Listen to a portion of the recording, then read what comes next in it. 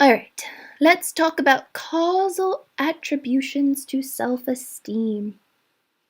Causal attributions are the reasons to which people credit their successes and their failures. So this is a direct tie-in with self-esteem, right? Because if a person succeeds or fails, they will have an emotion attached to that. And then they're going to try to explain why the outcome happened or why they are feeling the way that they are, right? So causal attributions are often going to coincide with perceived ability of motor competence. In general, low levels of perceived competence for a given skill will likely lead to suboptimal performance of the skill. And then you tag on some type of causal attribution saying, like, well, I can't do this because I'm not good at dot, dot, dot. Right? So usually they tend to be geared towards the level of control a person has over the outcomes, which brings us into how, or like different characteristics that people have, or different types of attributions they might dole out to successes and failures based on the level of self-esteem that they have. Right? So we have this table on the side which directly correlates to these different characteristics. We have the stability of the situation. Okay, so kind of like, do you have, like, what is your view on the factors influencing the outcomes? Okay, is it stable and consistent, or is it not consistent and unstable? We also have a locus, so, or what is a person's focus on their success or failure? Is it because they themselves contributed, or is it because there was something externally that contributed to their success or failure? So people with high esteem typically have an internal locus, right? Meaning that they feel like they have self-influence on the outcomes that they observe. They're stable in terms of the attribution, so there's a consistent view of factors influencing the outcomes from their performance, and they're also controllable. So they feel like they have self-control over their outcomes. And we have already mentioned the more self-authority a person has, right, the better or the more their self-esteem and their physical competence will be. So if we put these together, if someone has stable views or stable attributions that they give to success or failure, and they have an internal locus, usually they're going to attribute their ability to the outcomes that come from their performance. We could have, like another end where maybe one day a person maybe moderate self-esteem, right? Or kind of in the middle ground of self-esteem where they have an internal locus where they attribute their success or failure to themselves, right? And it's like, oh, this is my responsibility. This outcome happened because of me. But they have an unstable view of factors that are influencing their outcomes, in which case we could say maybe unstable is related to the level of control that a person might have. They might attribute their success or failure to their personal motivation, right? So if they fail, they could just be like, well, you know what? That's on me. I wasn't in it today, and I think that, my performance wasn't that great just because I wasn't in the right headspace, or, something else. They attribute it to themselves, though. That's the main thing. So stable or unstable, the internal locus will either be it's my own ability that I'm attributing to success or failure, or it's my motivation that I'm attributing to success or failure. If we have someone who has a low self-esteem, they're going to be the complete opposite of a person with high self-esteem. So instead of attributing success or failure to internal sources, they're going to attribute it to external sources. So that could be saying like, oh, well, the other team, we won just because the other team didn't have their best players, or their best player was injured. Or another example could be luck, which we'll talk about in the next couple slides. Like, oh, we just got lucky. Or, like, oh, the wind was good today. Or if they do bad, oh, there was wind. I know my sister used to say that with her serves. If she had a serving day in tennis that was off, she very much has an external locus. She doesn't like to take ownership of her outcomes sometimes, which we're not saying is a negative thing. It's just, how people respond. But she would say, like, my mom would say, Vanessa, what happened with your serve? You did them so well in practice, a couple days ago. And then she'd be like, well, there was wind today. Instead of like, oh, I wasn't focusing on X, Y, and Z, So external focus or external locus will attribute success or failure to things that are outside of a person and their abilities. They might also have unstable and uncontrollable views of their outcomes. So unstable, again, referring to inconsistencies in factors that are going to be influencing their outcomes. And then uncontrollable, meaning they feel like luck, I think, is the perfect example of an uncontrollable attribution. It's like, oh, well, you know what? The world decides what it wants to do, that type of thing. So those would be examples of uncontrollable attributions. But when we look at this little table over here, someone who has external and unstable attributions is usually going to defer to luck as the reason why they succeeded or failed. And if they have stable views, right, or consistent views of factors that influence their outcomes mixed with external locus or loci, that it's usually going to be pointed to like, oh, well, the task was just too hard, and like I can't do it because the task is too hard, not I can't do it because I'm deficient in something, blah, blah, blah, which is the difference between external and internal, right?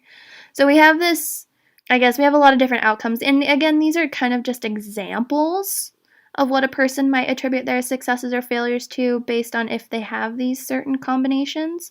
And we'll talk some more about these as we go through. But it is important to understand how these three things are going to play into how a person, I don't want to say makes excuses for the outcomes that they get, but definitely how they justify, maybe is a better word to use, how they justify their outcomes, and it's linked with their self-esteem. Children's attributions, typically they have an underestimated self-assessment, which can contribute to an unwillingness to try challenging tasks, a lack of effort to do well, or avoidance of participation. So if they don't think they did well, it has a cascade effect to their future engagement. The important thing that we need to do with children is to retrain associations between level of competence and attributing factors. So if they have a lower self-esteem or they underestimate how well they're actually doing, what we need to try to do with those individuals is match their ability to challenging activities, as well as increase difficulty at small increments. If they feel like they are winning with very, very small changes, the more that they are perceiving that, like, hey, you know what, I can do well. Wait, I did it good that time. The more and more they feel that positive reinforcement and positive emotions are being associated with the given task, the more they're going to want to participate in that task. Okay, so we have this small schematic over here. If individuals have an underestimated self-assessment or a lower self-esteem or lower perceived motor competence, they might attribute failure to their lack of ability, or they could attribute their successes to luck. In either way, these two things might not be the best associations to make, like, oh, I failed because I suck, or, oh, I only did good because, like, it was a great day for me, I guess. It was an on day or whatever.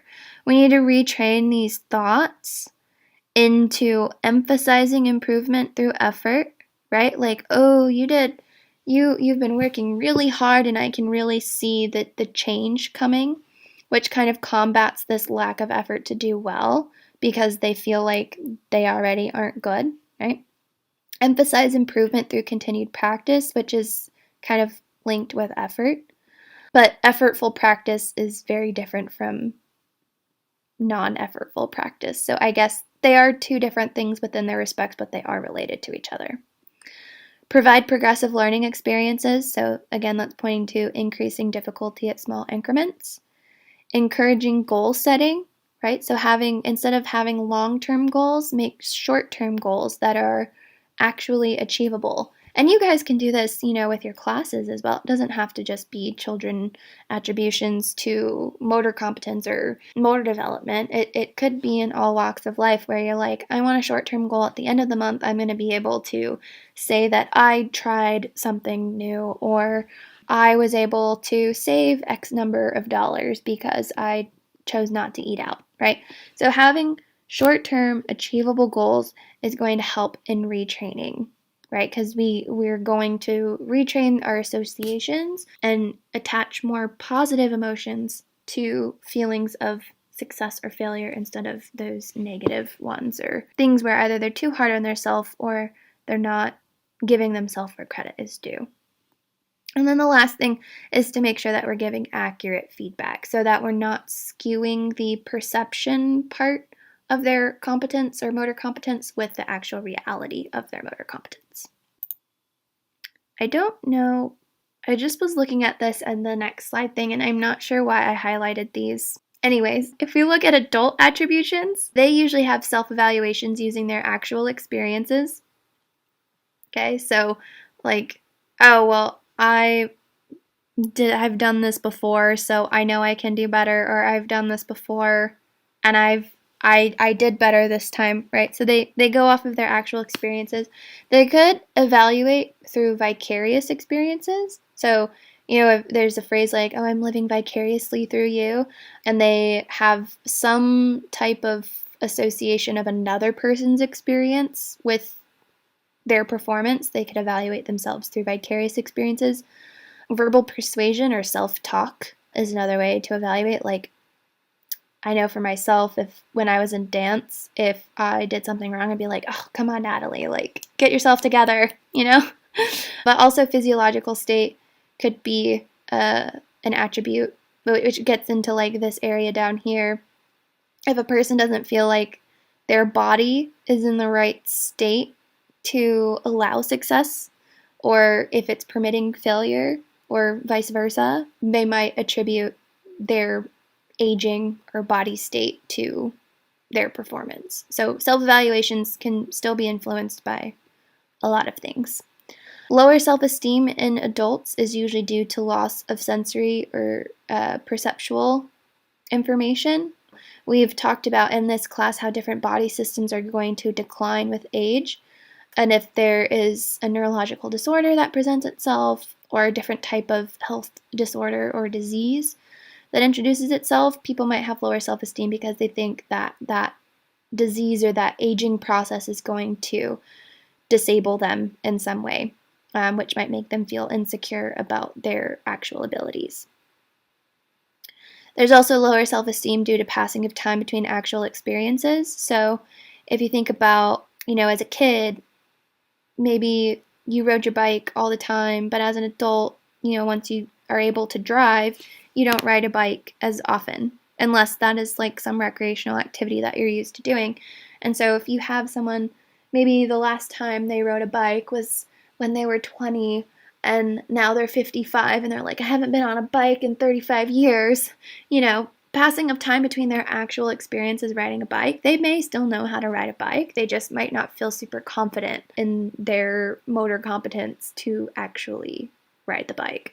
So time between actual experiences can play a role in a person's level of self-efficacy. They could also have low self-esteem when there's little information regarding their actual improvement. So if they're not seeing results in a visual way, that could be discouraging in some ways. So usually, at least in the PT clinics I've worked in before, we'll use that as an example. Individuals who come in to get treated, usually we have baseline tests and we'll say like, all right, how much weight can you do with this exercise? Or how much range of motion do you have?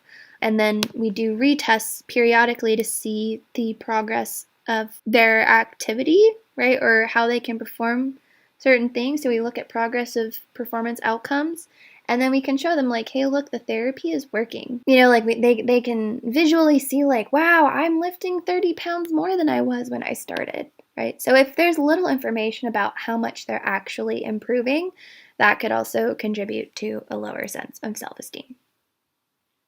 Okay, so all of these things considered, now we can look at the link between perceived and actual motor competence, right? We know different factors and attributions that we might give to our perceived and actual motor competence, but again, making sure that the link is accurate is very important. So in early childhood, again, usually children just have inaccurate perceptions of their motor competence and what they can do. However, there is a positive correlation with perceived and actual motor competence. So they're not so far off base. They just, like, they're in the ballpark in terms of their actual and perceived, but it's not always the most accurate assessment of themselves. In middle childhood, so this is kind of past the toddler age, if we're looking around like age 6, 7, 8-ish, we can see that there's improved accuracy between perceived and actual motor competence. Males typically tend to overestimate their abilities, while females will underestimate their abilities. And I think that goes along with the types of feedback that we give, or that is preferred by certain genders that we've already mentioned. Once we get into adolescence, it gets a little bit more complicated. So Demeester did a study that tested 215 adolescents, and it tested for their actual ability and then compared the actual outcomes that they got from certain tests to their survey responses of perceived ability. And there ended up being 4 main clusters in adolescents. So adolescents, we can't just say, oh, they're inaccurate and they have improved accuracy from a previous stage. It's very different because if you guys remember, we said that there are a lot of social, cultural, and psychosocial constraints that are going to be having a higher prevalence in the adolescent period. So there were 4 main clusters. There was low accurate, low and overestimation, average accurate estimation, and average overestimation. So think low average in terms of actual motor competence, and then accurate or overestimation in terms of perceived motor competence. The main takeaway from this is that perceived competence tends to reflect actual competence, and perceptions are required, or they're acquired, or they're primarily influenced in early and middle childhood and tend to persist into adulthood. Okay, so people who had they were either low and they accurately assessed their competence, or they overestimated, and the same thing goes for average. Okay, but the main thing to see here is that your perceived motor competence is going to mediate the relationship between your actual motor competence and engagement in physical activity. So again, we previously have discussed that higher actual motor competence is positively related to higher engagement in physical activity. So even if there is an overestimation of motor competence, that is better than an underestimation. Even if you're not that great, right, and you're overestimating, you're still going to be encouraged to engage in physical activity, which might then increase your actual motor competence, which might then lead to more physical activity. So research suggests that greater participation is because individuals have a higher perception of their competence, right? Whether it be accurate with what their actual competence is, or if it's an overestimation.